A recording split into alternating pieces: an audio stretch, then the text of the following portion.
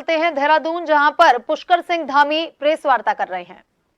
भारत विकसित भारत बनेगा, उसमें सेवा, सुशासन, गरीब कल्याण और मोदी जी की गारंटी का ये संकल्प पत्र है। और जो पहले भी संकल्प भारतीय जनता पार्टी ने देश की जनता के सामने, प्रदेशों की जनता के सामने रखे हैं, वो सारे के सारे संकल्प पूरे हुए हैं, वो धरातल पर उतरे हैं। देश के समग्र विकास और आने वाले उज्जवल भविष्य के लिए ये मोदी जी की गारंटियां हैं। आदरणीय मोदी जी ने इस संकल्प पत्र के माध्यम से विकसित भारत की नींव रखने के साथ साथ हर वर्ग के उत्थान की नींव भी इसमें रखी है। इंफ्रास्ट्रक्चर से लेकर गरीब कल्याण, सेवा, सुशासन, महिला उत्थान, नौजवानों को कौशल विकास के साथ आगे बढ़ाने का, गरीब के कल्याण का, मातृशक्ति के उत्थान का और समाज के अंतिम छोर में खड़े हुए हर एक व्यक्ति को आगे लाने का और 5 सालों में भारत को प्रगति के पथ पर ले जाने का इस संकल्प पत्र प्रस्तुत हुआ है।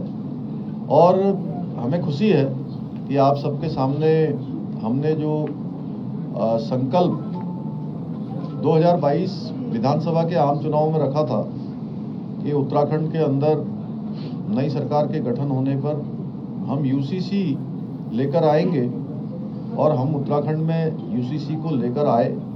उसमें माननीय राष्ट्रपति महोदय ने भी हमको उत्तराखंड के लिए यूसीसी की स्वीकृति प्रदान कर दी है।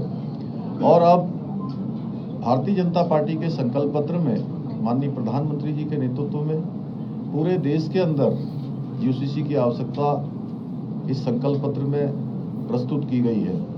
तो निश्चित रूप से ये यूसीसी समाज में जो व्याप्त कुरीतियां हैं, कुप्रथाएं हैं, महिला सशक्तिकरण है, महिला की सुरक्षा है, हर वर्ग की सुरक्षा का यूसीसी में प्रावधान होगा।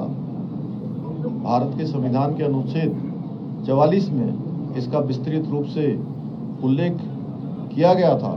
जब बाबा साहब कल ही हम लोगों ने और बाबा साहब भीमराव अंबेडकर जी के जन्म दिवस पर हमारा संकल्प पत्र प्रस्तुत हुआ और सच में जो बाबा साहब भीमराव अंबेडकर जी ने संविधान बनाते समय जो सोचा था, जो प्रावधान किया था, उस दिशा में आज देश हमारा मोदी जी के नेतृत्व में आगे बढ़ रहा है। और हर एक चीज़ें जो उस समय उनकी भावना थी उसको संविधान के अनुरूप आगे बढ़ाने का काम हो रहा है। पेपर लीक भी जो है नियंत्रण के लिए भी प्रभावी कानून देश के अंदर लाने का इस संकल्प पत्र में संकल्प पत्र प्रस्तुत किया गया। उसमें पेपर लीक पर भी बात की गई है कि पेपर लीक पर कानून बनेगा। इस पर भी हमें ये बताते हुए आप सबको की खुशी है कि हमने उत्तराखंड के अंदर एक बहुत कड़ा कानून, नकल विरोधी कानून उत्तराखंड में पहले ही हम बना चुके हैं। और उसके कारण से आज प्रदेश के अंदर हजारों लोगों को, पिछले 2 सालों में हजारों लोगों को हमने नौकरियां प्रदान की हैं।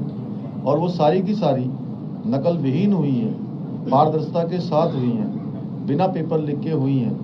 गरीब माता पिता के बेटे और बेटियों को आज नौकरी में आने का अवसर प्रदान हुआ है।